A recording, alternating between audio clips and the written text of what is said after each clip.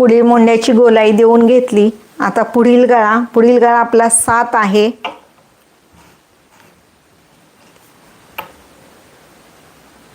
गळा रुंदी बघा या ठिकाणी 3.25.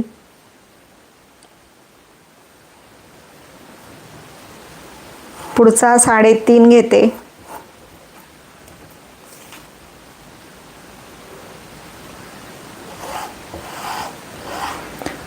कोणाकोणाला समोरील व मागील गळा पसरट हवा असतो त्यावेळेस आपल्याला, आणि तयार शोल्डर पट्टी कमी हवी असेल तर त्यावेळेस आपण शोल्डर कडून गळा रुंदी घेतो.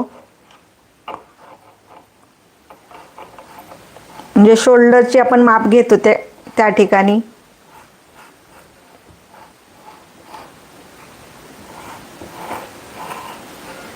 म्हणजे या ठिकाणी बघा मी गळ्याचा आकार वेगळा दिला. या ठिकाणी आपण चौकोनी घ्यायच्या ऐवजी मी या ठिकाणी थोडीशी गोलाई दिलेली आहे. स्वातीताई नमस्ते.